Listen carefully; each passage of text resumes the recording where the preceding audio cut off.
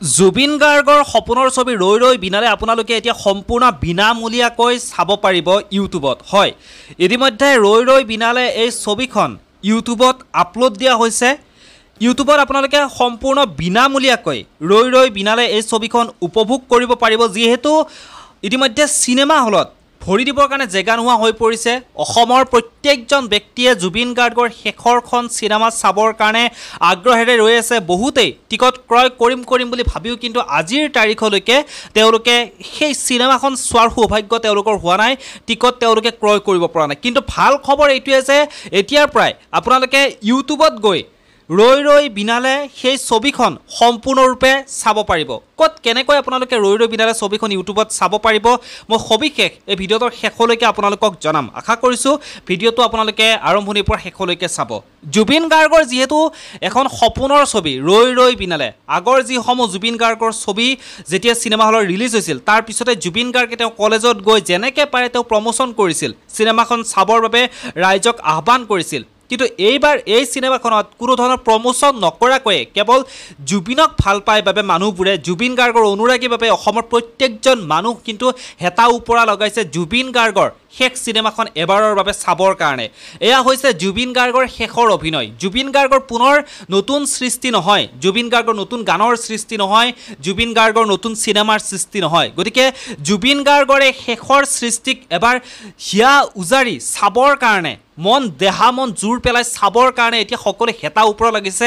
আৰু চিনেমা হলৰ পৰা ওলাই অহা প্ৰত্যেকজন ব্যক্তিৰে এইখিনি সময়ত দেখিবলৈ পোৱা গৈছে কিন্তু চকুত চকুলো। সকলোৱে চিনেমা হলৰ পৰা ওলাই আহি তেওঁলোকে চকুলো টুকিব লগা হৈছে। তেওঁলোকে উপলব্ধি কৰিছে যে জুবিন গাৰ্গ কায়িকভাৱে আমাৰ মাজত নাই আৰু দ্বিতীয়বাৰলৈ জুবিন গাৰ্গে এনেকুৱা ধৰণৰ ছবি নিৰ্মাণ নকৰে, জুবিন গাৰ্গৰ সেই সুৰৰ কণ্ঠ আমি দ্বিতীয়বাৰলৈ শুনিব নাপাম। সেই কথা ভাবিয়ে জুবিন গাৰ্গৰ অনুৰাগীসকলে এইখিনি সময়ত আৱেগিক হৈ পৰিছে। আৰু এইখিনি সময়ত যিসকলে টিকট ক্ৰয় কৰিব পৰা নাই, বহুত চেষ্টা কৰিছে, বহুতে চেষ্টা কৰি টিকট ক্ৰয় কৰিব পৰা নাই, তেওঁলোকে কেনেকৈ জুবিন গাৰ্গৰ এই ছবিখন চাব পাৰিব জানেনে?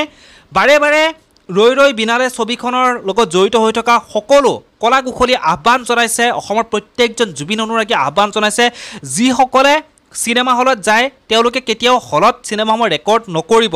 পাইৰেচিৰ বিৰুদ্ধে আগতেও জুবিন গাৰ্গে মাত দি আহিছে। পাইৰেচি কৰাটো কিমান ভয়ানক, অসমীয়া সাংস্কৃতিক জগতখন কিমান দুৰ্বল কৰি পেলায়, পাইৰেচিয়ে কিদৰে সাংস্কৃতিক জগতখন মাৰি পেলায়, কষ্টবোৰ শেষ কৰি দিয়ে, সেই কথাখিনি আগতেও জুবিন গাৰ্গে জীয়াই থাকোঁতে বাৰে বাৰে তেওঁ সকীয়াই দি থৈ গৈছিল, সেইখিনিৰ ওপৰত বাৰে বাৰে তেওঁ প্ৰতিবাদ কৰিছিল। কিন্তু এনে কিছু অন্ধভক্ত আছে, এনে কিছু মিছা জুবিন অনুৰাগী আছে, যিসকলে চিনেমা হলত জুবিন গাৰ্গৰ ৰৈ ৰৈ চিনেমাখন চাবলৈ গৈছে, চিনেমাখন চাবলৈ গৈ সেই চিনেমাখন হলত তেওঁলোকে ৰেকৰ্ড কৰি আনি ইতিমধ্যে সামাজিক মাধ্যমত, ফেচবুকত হওক, ইউটিউবত হওক, এনে বিভিন্ন সামাজিক মাধ্যমৰ প্লেটফৰ্মত তেওঁলোকে আপলোড কৰিছে।